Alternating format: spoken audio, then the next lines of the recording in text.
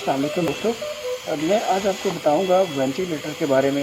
ये वीडियो मेरे medical colleagues के लिए भी कारआमद है और जनरल पब्लिक की अंडरस्टैंडिंग के लिए कि वेंटिलेटर्स कैसे काम करते हैं उनके लिए भी बड़े काम की है।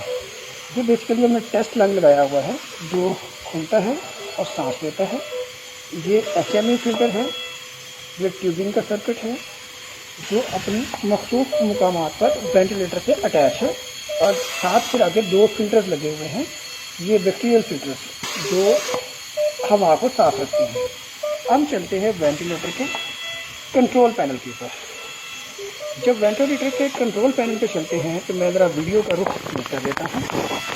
इस नज़र में आते हैं तो यहाँ पे आप देख सकते हैं कि कुछ कर्व हैं और कुछ नीचे वैल्यूज हैं और इन वैल्यू के नीचे जो कंट्रोल पैनल है ये पैरामीटर्स हैं डिजिट्स के अंदर और ये पैरामीटर्स हैं जो पेशेंट को एक्चुअली डिलीवर हो रहे हैं। मैं सबसे पहले जो चीज़ आपको बताऊंगा वो है वेंटिलेटर का मोड क्या होता है, सेटिंग से क्या मुराद है। वेंटिलेटर के 3 मोड्स होते हैं मेनली। एक कंट्रोल मोड होता है जिसका मतलब होता है कि सांस लेने की तमाम तर जिम्मेदारी वेंटिलेटर मशीन की है। ये वो मोड होता है जब मरीज़ को नींद की दवाई दी होती है ताकि वो खुद सांस लेने की कोशिश ना करे और डिस्टर्ब तरीके से वेंटिलेशन ना करे बल्कि मशीन के मुताबिक सांस ले। ये कंट्रोल मोड होता है जिसका मतलब ये होता है आसान उर्दू अल्फाज में कि सारा कुछ वेंट ने करना है, कि सब कुछ वेंटिलेटर ने करना है। हम वेंटिलेटर को कह देते हैं भाई आपने इतनी ऑक्सीजन देनी है, 15 सांसें देनी है, 300 ml की हवा देनी है। ये पैरामीटर के ये आपसे मुतल्लिका नहीं है। तो वेंटिलेटर दिए गए असूल के मुताबिक मरीज़ को सांस लेता रहता है। ये जो कर्व आ रहे हैं ये सांस लेने की अलामत है। ये है कंट्रोल का तरीक़ेकार। अब जो दूसरा मोड होता है वेंट का वो होता है स्पॉन्टेनियस। अच्छा ये क्या है, थोड़ा सा इस पर बात कर लेते हैं। जो वेंटिलेटर का स्पॉन्टेनियस मोड होता है असल में ये इस असूल पे बुनियाद रखता है कि कदम बढ़ाओ नवाशी, हम तुम्हारे साथ हैं। कि वेंटिलेटर सेंस करता है कि मरीज़ ने किस वक्त सांस लिया है।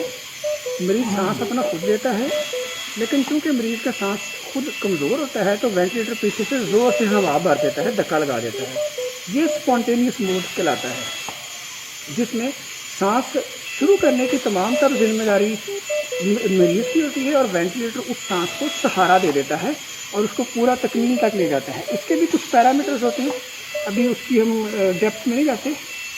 एक तीसरा मोड होता है जिसको हम कहते हैं SIMV मोड। अच्छा SIMV मोड वो होता है जिसमें दोनों खूबियाँ होती हैं, कंट्रोल वाला प्रोसेस भी होता है और सपोर्ट वाला प्रोसेस भी होता है।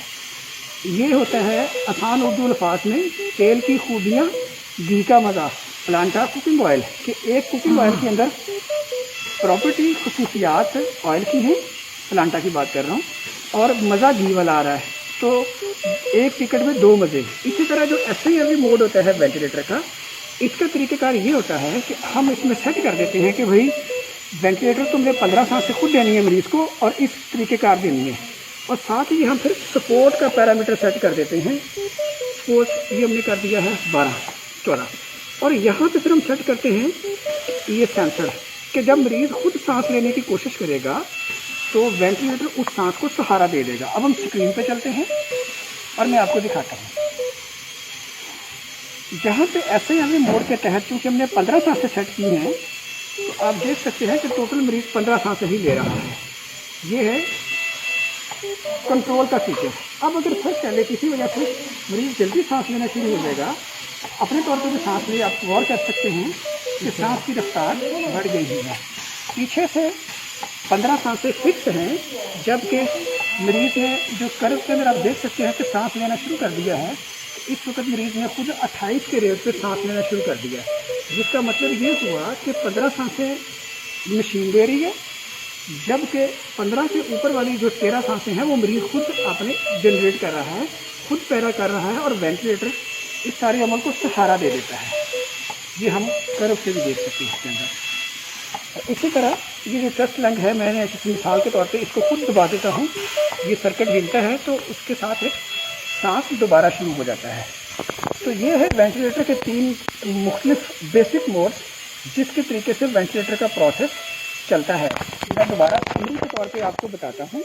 स्पॉन्टेनियस मोड, जिसका मफहूम ये होता है कि मरीज़ अपना सांस लेने के लिए खुद कोशिश करेगा, खुद कदम बढ़ाएगा और वेंटिलेटर उसको सहारा दे देगा।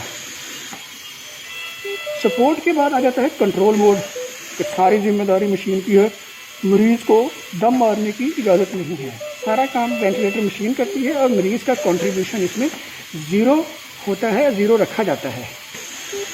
और ये है SIMV मोड, जो मिक्सचर है जिसके अंदर मरीज़ के इसमें तेल की खूबियाँ घी का मज़ा के तहत कंट्रोल वाले फीचर भी होते हैं और सपोर्ट वाले फीचर भी होते हैं। अंग्रेज़ी के लफ्ज़ सपोर्ट से ज़ाहिर हो रहा है कि सहारा दिया जाना, और कंट्रोल का मतलब है कि भरपूर उसे कंट्रोल करके रखना। तो ये वेंटिलेटर के 3 बेसिक पैरामीटर्स हैं, बेसिक बल्कि मोड्स हैं, जिसकी बुनियाद पे वेंटिलेशन का फैसला होता है। आमतौर पे स्पॉन्टेनियस मोड उन मरीज़ों में इस्तेमाल होता है जो खुद होश में होते हैं, अपने सांस को लेना जानते हैं, लेकिन उनके फेफड़े या उनके सांस के पट्टे कमज़ोर होते हैं, तो उनको फिर स्पॉन्टेनियस तरीके से सांस लिया जाता है। सांस लेने की तमाम जिम्मेदारी कंट्रोल मरीज़ के पास होता है। कंट्रोल मोड वहाँ यूज़ होता है जब मिसाल के तौर पे किसी को सर पे चोट लगी, वो बेहोश हो गया, ICU के अंदर है, वो मुकम्मल बेहोशी भी होता है, वहाँ यूज़ करते हैं। ऑपरेशन के दौरान एनेस्थीसिया में यूज़ करते हैं। और कोरोना के वो पेशेंट जो शदीद बीमार होते हैं, शदीद निमोनिया होता है, जो ARDS में होते हैं, उनमें कंट्रोल मोड होता है।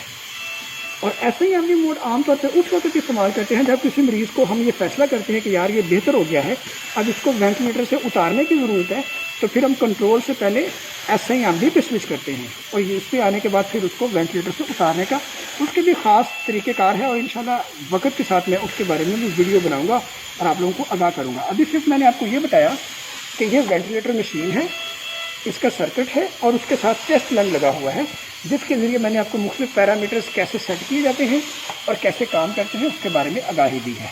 इंशाल्लाह अगली वीडियो में फिर इसकी मैं मज़ीद तफ़सीलात आपसे शेयर करूँगा।